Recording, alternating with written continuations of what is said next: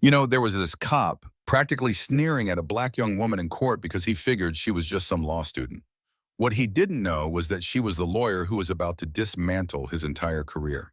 Honestly, nobody in that whole courtroom gave her a second look when she first walked in. Not the court officer, not anyone watching, and definitely not the policeman on the witness stand. He was already kicked back, looking like this was just another dull moment in a long work week. But Sarah Miller didn't seem to notice or care. She pushed open the heavy courtroom door right at 9:03 a.m. Her dark gray Nikes made little squeaks on the shiny floor. She wasn't running behind. She'd planned it this way. 3 minutes to spare. That was just enough time to walk in cool and collected, yet still make her presence felt. She had on those Nikes, black pants she'd picked up at a thrift store, a worn denim jacket, sleeves pushed up to her elbows. Her hair was pulled back in a simple ponytail. Tidy, but pretty laid back. No makeup, not a piece of jewelry, nothing to make her look any older than her 20 years. She had a thick folder tucked under one arm. No fancy laptop, no expensive briefcase. Court is now in session, the bailiff announced. Judge Harrison, an old school guy with a silver beard, seemed to sit a bit straighter as Sarah walked past the lawyer's area. Without a word, she settled herself at the defense table, opened her folder, flipped to a section labeled Donovan. Cross-examination. The lawyer at the other table shot her a puzzled look. "Excuse me, ma'am, but this table is for the legal counsel." "I am counsel," she said, not even glancing up from her papers. There was a beat of silence. "Wait, you're the one doing the cross-examination today?" Sarah finally looked up. Her eyes were steady, no hint of an attitude, just stating a fact. "Yes." He eyed her up and down again, as if trying to decide whether to chuckle or actually be concerned. Before he could say anything else, a voice from the witness stand cut through the quiet. "Is this some kind of student intern program?" That was Officer Mark Donovan. White guy, early 40s, arms folded across his chest. He was the type who'd wear those mirror sunglasses even when it was overcast. He let out a little laugh, leaned over to the court officer next to him and said, just loud enough for everyone to catch it, "What is this, the debate team?" A few people on the benches snickered. Sarah didn't even flinch.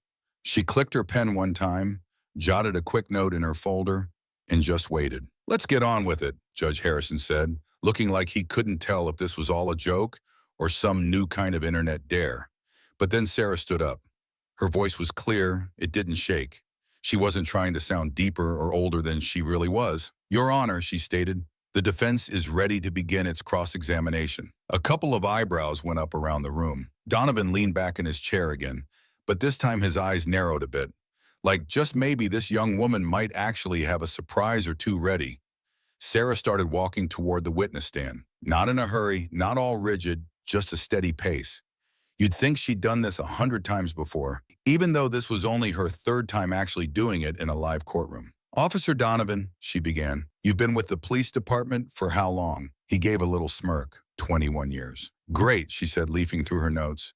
"So that means you're quite familiar with the standard procedures during routine traffic stops, wouldn't you say?" He kind of raised an eyebrow. "Well, obviously." "Good, because I'd like to go over one with you. Specifically, the incident involving my client on May 10th. The whole courtroom seemed to shift then.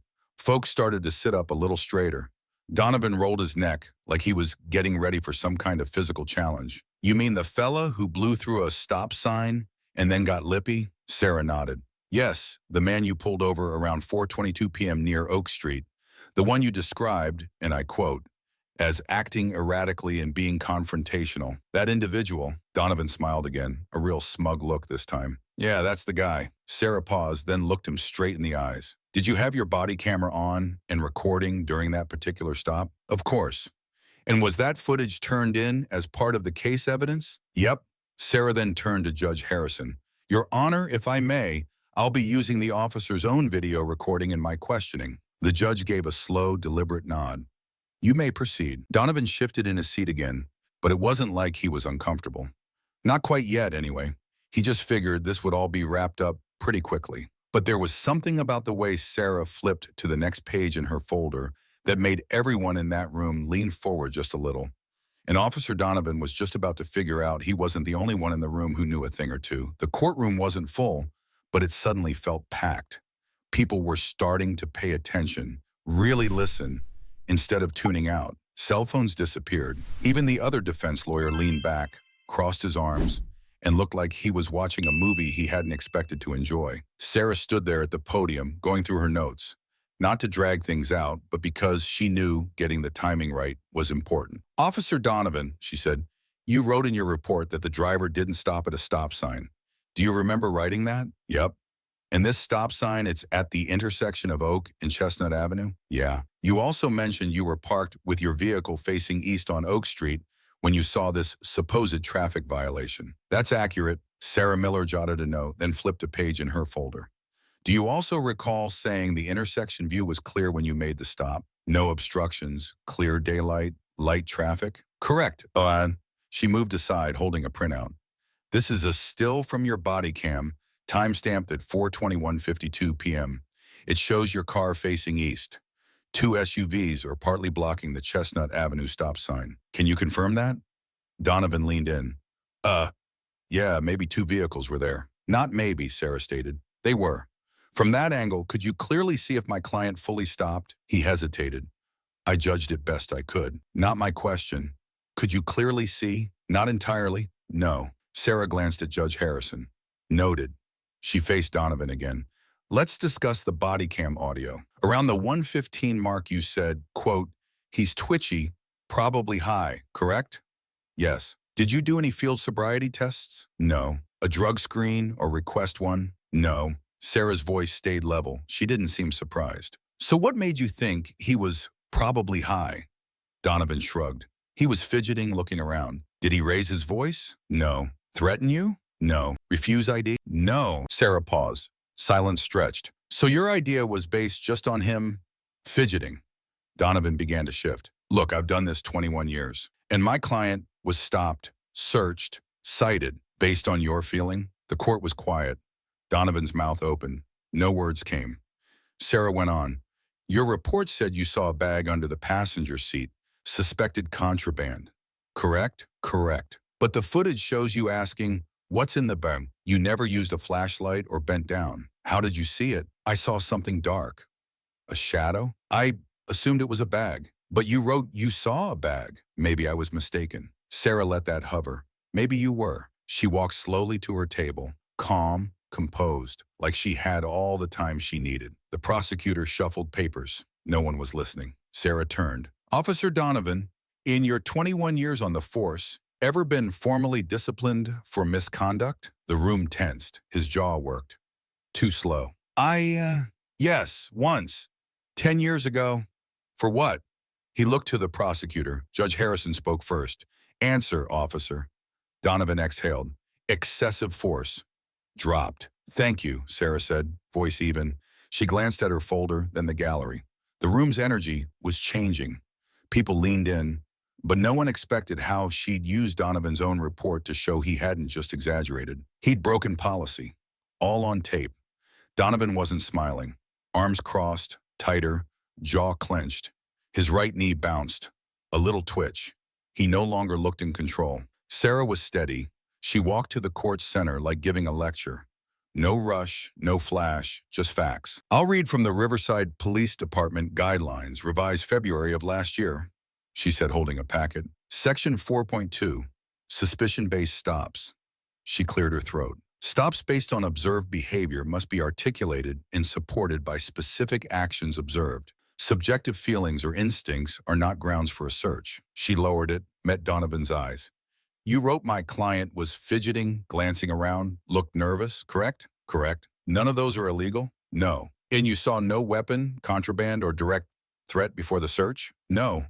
She flipped a page. "Yet on body cam 4:24:10 p.m. Kim, you said, quote, 'He fits the type. Always act the same way when they've got something to hide.'" The court held its breath. "Fits the type," Sarah repeated slowly. "That's what you said." Donovan shifted. You meant what?" "I meant guys who get nervous." "Sure, that's all?" she asked, still calm. "Seconds later you said, 'Just like the last kid, jumped like a rabbit when I reached for my belt.'" Donovan said nothing. Sarah looked to the judge. "You see, Your Honor," Sarah Miller said, "what we're seeing is a clear habit.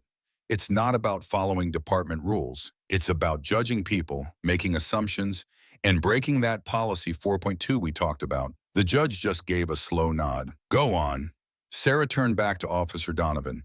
Officer, do you remember a case, file number M305, from about 7 months back? Happened in the same area. He looked a bit confused. You'll have to jog my memory. Well, you pulled over another young black man. It was a similar kind of neighborhood. And the way you wrote your report was strikingly similar. Words like jumpy, looked around a lot, seemed like he was trying to hide something. She held up 2 different papers. The descriptions are almost word for word the same. He didn't say anything. And did you end up detaining that young man? Yes. Did you find anything illegal on him or in his car? No. Was there a complaint made against you after that incident? Yes, but was that complaint dropped? No. The courtroom went incredibly still once more.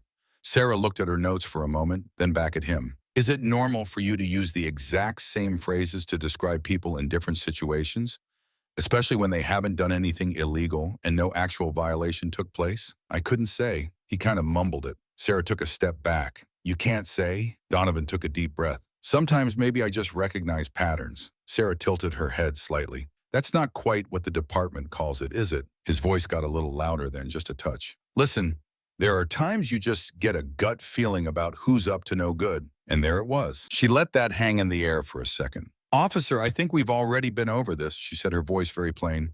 Your department's own rules say that feelings aren't a good enough reason to search someone. He was silent. Sarah then turned and spoke directly to Judge Harrison. Your Honor, it's pretty obvious that this traffic stop had no real legal basis.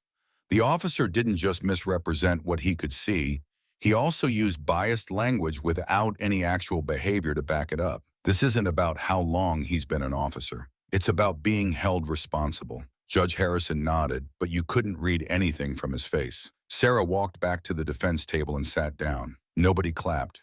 They didn't need to. The quiet in the room spoke volumes. Donovan just stared at her now. The smirks were gone. No more snide remarks.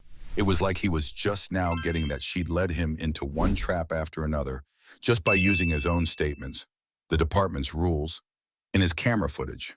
But the thing that really stunned the courtroom wasn't just how she'd pointed out all the inconsistencies. It was what Sarah did next with a single question, a question that completely changed the whole case. Sarah didn't even have to raise her voice. She didn't even get up from her chair. She just sat right there, flipped to one last page in her folder, and then she asked the one thing that made the entire courtroom freeze. Officer Donovan, were you aware that my client is a high school math teacher at Lincoln Middle School? His head snapped back a little. No. You didn't bother to ask him? No. Did you ask him where he was coming from that day or where he was headed? No, it didn't seem important. Sarah let that sink in for a beat. She let that hang in the air for a second. Officer, I think we've already been over this, she said, her voice very plain. Your department's own rules say that feelings aren't a good enough reason to search someone. He was silent. Sarah then turned and spoke directly to Judge Harrison. Your Honor, it's pretty obvious that this traffic stop had no real legal basis. The officer didn't just misrepresent what he could see, he also used biased language without any actual behavior to back it up. This isn't about how long he's been an officer. It's about being held responsible. Judge Harrison nodded, but you couldn't read anything from his face. Sarah walked back to the defense table and sat down. Nobody clapped. They didn't need to. The quiet in the room spoke volumes. Donovan just stared at her now. The smirks were gone. No more snide remarks. It was like he was just now getting that she'd led him into one trap after another, just by using his own statements, the department's rules, and his camera footage. But the thing that really stunned the courtroom wasn't just how she'd pointed out all the inconsistencies. It was what Sarah did next with a single question, a question that completely changed the whole case. Sarah didn't even have to raise her voice.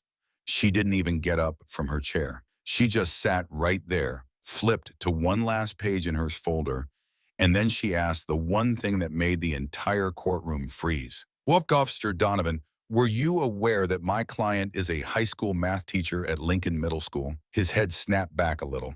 No. You didn't bother to ask him? No. Did you ask him where he was coming from that day or where he was headed? No, it didn't seem important. Sarah let that sink in for a beat. So let me get this straight. The stop, the search, the ticket, it was all because of a supposed rolling stop you couldn't quite see, a bag you didn't really identify, and a twitch that made you assume he was hiding something. And all of this without asking him a single basic question about who he was or where he was going. Donovan shifted in his seat. Well, that's not quite, but it is, isn't it? She cut in, her voice gentle but firm. You saw a young black man in a hoodie driving an older Accord, and you just filled in the rest of the story yourself. He didn't say a word. You never asked. You never wondered. You didn't stop to think, hey, maybe this guy just had a rough day teaching 7th graders how to deal with fractions. You just thought, he fits the type. And that was all you needed. She turned to face the judge again.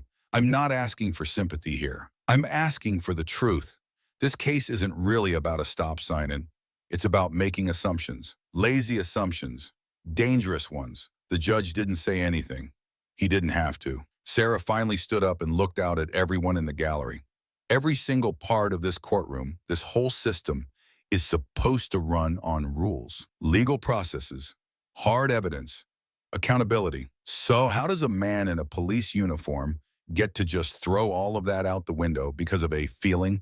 Now you go ahead, and then expect the rest of us to just look the other way. Not a soul uttered a word. She turned to Officer Donovan one last time. You've been on this job for 21 years. But what really terrifies me is how sure you were that nobody would ever question the way you wrote that report. How absolutely certain you were that no one would ever make you answer to your own department's standards. The judge cleared his throat. Ms. Miller, I believe you've made your point quite clear. She gave him a quick, small nod. No more questions, Your Honor. Donovan just stared straight ahead. His hands were gripping the edge of the witness stand now. There was no smirk on his face. No laughter, just silence. Oh, Sarah Miller went back to her seat. Her fellow lawyer leaned in, whispering, that was devastating. Sarah Miller didn't crack a smile. She just murmured back, it was about time. From the seats behind them, someone let out a soft whistle. The prosecutor tried to redirect, but after a couple of questions, Judge Harrison just waved him off. Let's move to closing arguments, the judge said. His voice was neutral, but his eyes told a different story. As the court got ready to wrap things up, you could feel the shift in the room. Everyone knew Sarah hadn't just taken apart a legal case. She'd laid bare a flawed system. Quietly, precisely, totally. The closing arguments were supposed to be the big dramatic finish, but Sarah had already landed her biggest blows, not with loud speeches or anger, but with cold, hard evidence. Her closing wasn't for show. It was all about focus. She stood up slowly, took a little sip of water, and looked right at the jury. When you all watched that body camera video, she said, you didn't see some kind of menace. You saw a teacher on his way home. You saw a man cooperating. You saw there was no search warrant, no real reason to suspect him. You heard words that tried to sound official, but they just crumbled under a little bit of pressure. She let that sink in. Now let's consider what you didn't see, she went on. You didn't see anyone resisting arrest. You didn't actually see a traffic offense. You didn't see one sign of criminal activity. All you really saw, and all Officer Donovan apparently needed, was a hunch. Sarah paused, then walked slowly over toward the jury box. Hunches aren't evidence. She glanced at Officer Donovan, then back to the jury. Hunches don't give anyone the right to change the facts. They don't excuse skipping questions, ignoring procedures, or forgetting basic decency. She looked briefly at the judge, then at the people watching. My client was singled out, embarrassed, and ticketed because someone couldn't be bothered to find out who he was before deciding what he was. Another pause. And the really troubling part? If we weren't here today, without the video, the policies, the records, and this chance to speak, none of it would have mattered. It would have just been another case closed, a fine paid, no questions asked. She walked back to her table. This isn't about winning. It's about getting the truth out and making sure for once someone actually hears it. She sat. The prosecutor went next. His closing was short, uninspired, nothing stuck. His words just vanished before they even got to the jury. Sarah didn't even bother to look at him. Her client, Mr. David Green, turned and whispered, "You think there's a chance?" Sarah met his eyes. "They heard you," she told him. "That's more than most folks ever get." The jury wasn't out for long. 65 minutes after they started talking, they came back. The jury foreperson stood up. "We find the defendant not guilty on all charges." A ripple went through the courtroom. Some folks gasped. Others just sat there, stunned. Donovan didn't even twitch. He just stared ahead like it hadn't quite registered. The judge spoke again. Charges are dismissed. Court is adjourned. Sarah shook David's hand, then squeezed his shoulder. He just stood there, kind of blinking. Thank you, he managed, his voice a bit shaky. I really thought this was going to ruin me. Sarah finally smiled for the first time that whole day. You're still standing. That means they didn't win. She packed her folder slowly. No big celebration, no victory lap. Just a deep breath and a quiet moment to herself. As she walked down the aisle, people were already whispering about her age, how she spoke, how calm she was. Nobody was making jokes now, not even Donovan. He was standing at the back of the courtroom, hands on his hips, just watching her go, like he couldn't decide if he was angry or somehow relieved. Sarah pushed open the big courtroom door and stepped out into the sunlight. A small group of local news reporters was waiting. One of them came forward. Ms. Miller? Sarah, how does it feel winning a case like this so young? Sarah didn't even break her stride. I'm not here for good feelings, she said. I'm here to set things right. The reporter fumbled, trying to think of another question. Sarah kept walking, but what she didn't know yet was that a video of her closing argument had already blown up online. And by that evening, pretty much the whole country would know her name. By 7:15 p.m., that clip had over 310,000 views. Someone in the gallery had recorded Sarah's closing. The caption was simple. She's 20. He's been a cop for 21 years. Guess who was actually prepared? The comments poured in. Never seen anyone dismantle a case so quietly. That's real power. This is what justice should look like. Who is she? We need her in public office in 10 years. At a cafe near court, Sarah Miller sat with Mr. David Green. His coffee was cold, hands still shaky. Not fear, just leftover adrenaline. Thought they'd twist it, he said. Never seen anyone handle cops like that. Not even older lawyers. Sarah stirred her tea, not handling them, cornering them with their own words. David laughed, relieved. Done this before? Twice in person, she said. Other stuff was consults, video calls. He blinked. Crazy. She shrugged. I read fast. Her phone buzzed. More alerts. Her name was trending in Ohio. A clip compared her, sharp as a razor, to the robotic prosecutor. She silenced it. Don't care about viral, she said quietly. Care what's next. David leaned back. What is next? Sarah met his eye. Nothing, that's the problem. He goes back to work. Department calls it a misunderstanding. People move on until the next one. David nodded. So why do it? Sarah leaned in. Every win makes it harder for the next cop to lie. Easier for the next person to fight. More cameras gathered outside. The courthouse press team wanted a quote. She declined. Nothing more to say to them. That night, her inbox exploded. Podcasts, interviews, schools asking her to speak. Sarah didn't rush to reply. Fame wasn't the goal. She wanted people to do their jobs right. Stop expecting her to fix what they broke.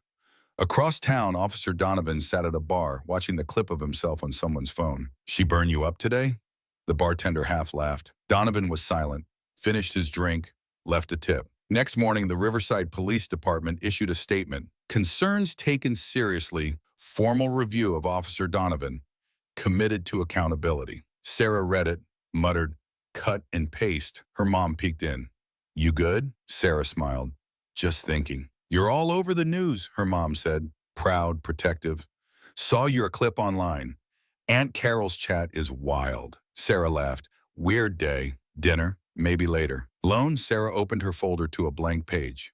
Future cases, what we missed today. But something had changed, not just in court, but in the eyes of those who had doubted her. Monday, the courthouse buzzed. People wanted to see her, the girl in the big jacket and sneakers who'd floored a 21-year cop. But Sarah wasn't there. She was at her apartment near Ohio State University, in her blue armchair, eating cereal from a mug, reviewing notes. Quiet. Phone vibrated. Text. Saw vid. Fire. Owe you one. From a guy she'd helped months ago, wrongly arrested. Case dismissed fast. She never asked for thanks. Her inbox, 192, unread. Reporters, clients, girls saying she gave them hope. She opened one from a mother in Toledo. My daughter wants law school now. Watched your closing 5 times, said, didn't know we could talk like that in court. Thank you. Sarah sat still. Not about praise, but she knew that feeling. Seeing someone like you do what you were told wasn't for you. She finally texted a reporter. Not a win until the system stops giving officers like Donovan the doubt and people like David the truth. Send. At headquarters, Donovan's footage was under review. His language, patterns, record, all analyzed. By Thursday, administrative leave. Quiet exit. Meanwhile, Sarah was at a youth legal program in Dayton, leading a workshop.